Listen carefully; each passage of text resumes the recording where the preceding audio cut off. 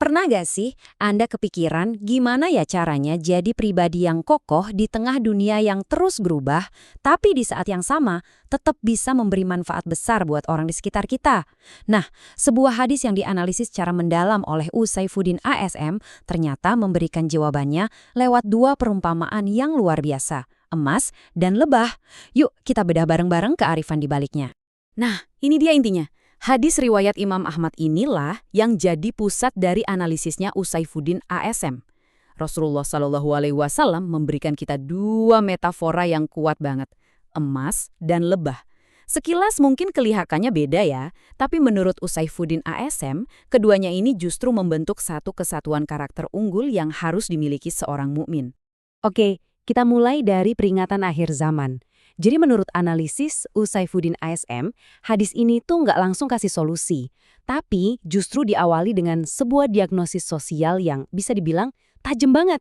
Memahami konteks ini penting sekali, supaya kita ngerti kenapa karakter emas dan lebah jadi sangat krusial. Saifuddin ASM menguraikan ada 4 tanda utama yang jadi sinyal bahaya. Pertama, amanah dikhianati. Bayangin, orang jujur malah dianggap pembohong, sementara pengkhianat justru diberi kepercayaan. Kedua, keburukan merajalela di mana-mana. Ketiga, tali silaturahmi antar keluarga sampai putus. Dan yang keempat, hubungan dengan tetangga jadi memburuk.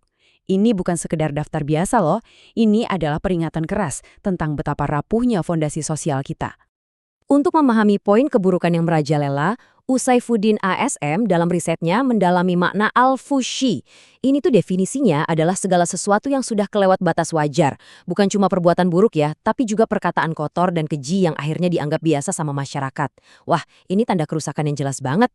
Saifuddin ASM juga menekankan betapa seriusnya masalah putusnya silaturahim dan buruknya hubungan sama tetangga. Konsekuensinya ini berat banget, mulai dari dijauhkan dari rahmat Allah, ditolaknya amal baik kita, sampai ancaman siksaan yang dipercepat di dunia. Ini jadi bukti kalau kesehatan hubungan sosial itu adalah inti dari keselamatan kita. Jadi, setelah kita lihat gambaran tantangan sosial yang sebegitu beratnya, pertanyaan besarnya kan, terus kita harus gimana? Seperti apa karakter ideal yang perlu kita bangun biar nggak cuma bisa bertahan, tapi juga bisa jadi solusi? Nah, disinilah analisis Saifuddin ASM membawa kita ke inti hadis tadi. Dan inilah dia tesis utama dari kajiannya Saifuddin ASM. Hadis ini nggak cuma kasih satu, tapi dua perumpamaan yang saling melengkapi. Keren banget. Emas itu melambangkan kekuatan dan kemurnian individu, sementara lebah melambangkan produktivitas dan manfaat secara kolektif. Satu untuk kekuatan dari dalam, satu lagi untuk kontribusi keluar. Sekarang kita bahas lebih dalam perumpamaan yang pertama. Mukmin bagaikan emas murni. Menurut Saifuddin ASM, ini adalah simbol dari kekuatan, integritas, dan kemurnian seorang individu. Poin kuncinya tuh ini, kuat dan tak tergoyahkan. Coba bayangin emas, dia nggak akan berubah atau berkurang nilainya meskipun dipanaskan atau ditiup angin kencang. Nah, seorang mukmin juga harusnya seperti itu, kokoh dalam akidah dan prinsipnya, nggak gampang terpengaruh sama situasi sekitar yang mungkin lagi penuh dengan kerusakan. Saifuddin ASM merinci lebih jauh lagi sifat-sifat emas ini.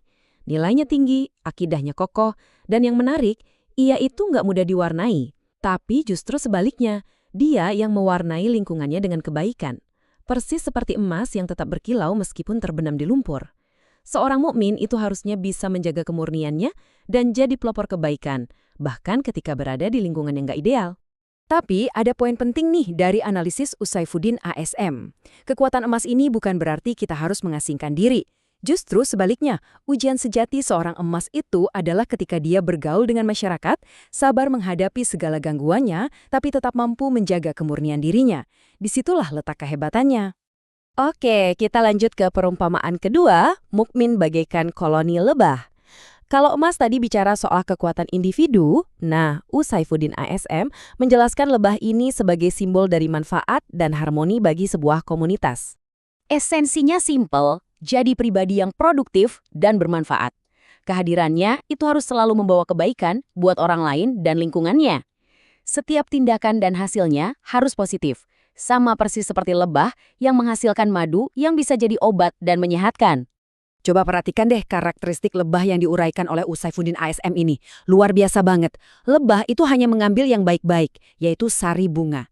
Dan dia menghasilkan sesuatu yang baik juga, yaitu madu. Waktu dia hinggap, dia nggak merusak ranting. Dia juga kerja keras bareng-bareng dan hanya akan menyerang kalau diganggu. Wah, ini model yang sempurna banget untuk interaksi sosial yang membangun. Terakhir, kita sampai pada kesimpulannya, yaitu sintesisnya, pribadi dan umat yang unggul. Utsaifuddin ASM menyimpulkan bahwa karakter ideal itu adalah perpaduan yang sempurna antara kekuatan individu si emas dan manfaat kolektif si lebah. Jadi, ini dia intisarinya. Analisis mendalam dari Utsaifuddin ASM ini memberi kita sebuah formula yang luar biasa. Kita harus menjadi kuat, murni, dan berintegritas di dalam diri kita seperti emas. Tapi secara bersamaan, kita juga harus menjadi produktif, konstruktif, dan penebar manfaat di luar seperti lebah. Kuat di dalam, bermanfaat di luar. Sebagai penutup, yuk kita sama-sama renungkan pertanyaan ini. Dalam kehidupan kita sehari-hari, di situasi apa kita dituntut untuk menjadi emas yang kokoh mempertahankan prinsip? Dan dalam kesempatan apa kita harus jadi lebah yang bekerja sama untuk memberi manfaat? Nah, menemukan keseimbangan antara keduanya, itulah inti dari pelajaran berharga yang diuraikan oleh Utsaifuddin ASM dari hadis yang luar biasa ini.